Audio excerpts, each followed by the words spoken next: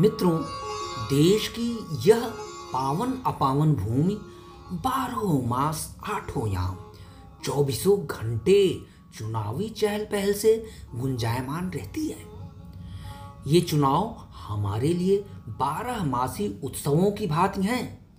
बुद्धू बक्से और जादुई मोबाइल डिबिया से लेकर देश के बड़े बड़े मैदानों, मंचों, चौबारों और गलियारों में सदाबहार चुनाव के चर्चों ने हमारे सभी जरूरी गैर जरूरी कार्यकलापों का चक्का जाम कर रखा है।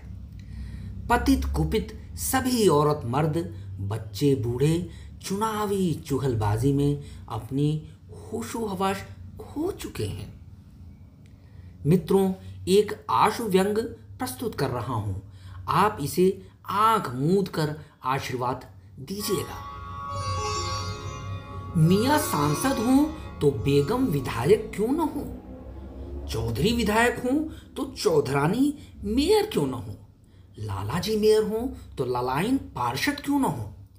यानी सत्ता सुख का तो असली मजा तभी है जबकि दालान में मियाँ अपनी लुगाई पार्षद के चमचों की दरबार लगाकर अपनी बीवी की जनानी हुकूमत का रोब गालिब कर रहे हों। चुनांचे विधायक चौधरी को यह बात रास आ गई है कि चौधरानी की गैरहाजिरी में उनकी चमचियां उनकी खिदमत में कोई कसर बाकी नहीं छोड़ रही हैं। चौधरी को इस बात से कोई गुरेज नहीं है कि चौधरानी रात का डिनर अपने मेहमान स्वास्थ्य मंत्री के साथ प्रेस कॉन्फ्रेंस के बहाने उनके साथ लॉन्ग ड्राइव पर जाने वाली हैं। लाला जी के तो मजे ही मजे हैं। वैसे तो वे विधानसभा से बर्खास्त चल रहे हैं, लेकिन उनके सत्ता सुख भोगने में कोई कमी नहीं आई है। उन्होंने अपने मेयर का पद सियासी तिकड़म खेलकर ललाइन को सौंप दिया है। पर्दानशी और हयादार ललाइन तो अंतःपुर का सुख भोगने में ही खुद को धन्य मान रही हैं। पर लाला जी हैं कि जिला राजनीति में ललाइन की मुहर का भी भरपूर इस्तेमाल करने में कोई चूक नहीं करते।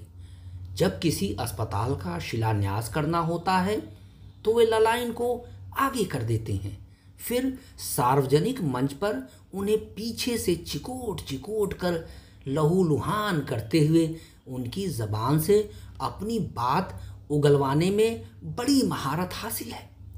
बहरहाल ललाइन तो लाला जी की इसी अदा पर वारी वारी जाती हैं।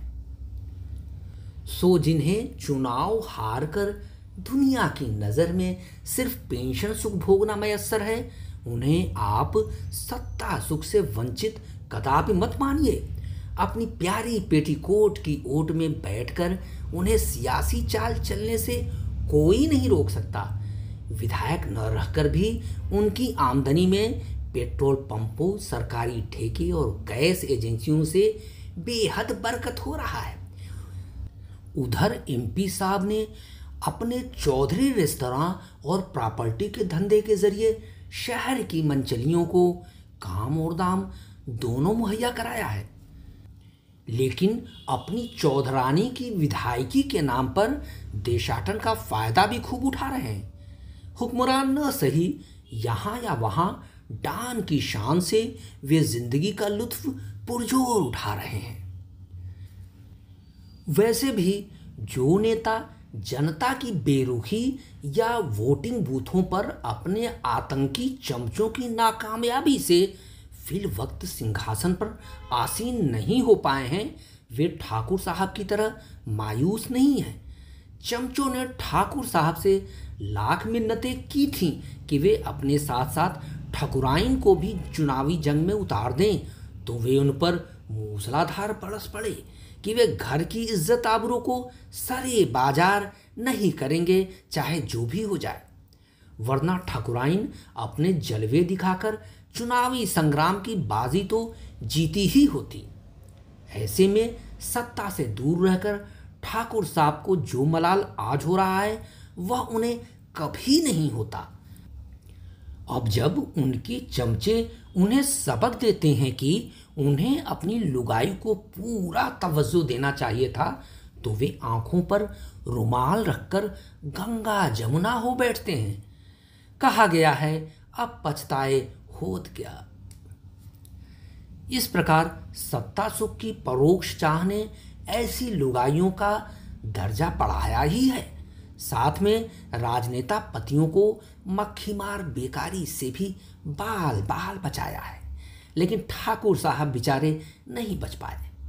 आम पतियों को भी यह नुस्खा अपनाना चाहिए और बीवियों को एड़ी चोटी की मशक्कत से सत्ता पद चाहे जैसा भी हो दिलाकर अपनी किस्मत में राजयोग सुनिश्चित करना चाहिए। पेटीकोट की ओट में पत्नी से राजसुख भोगने का इससे बढ़िया मौका कहाँ मिलेगा। शुक्रिया।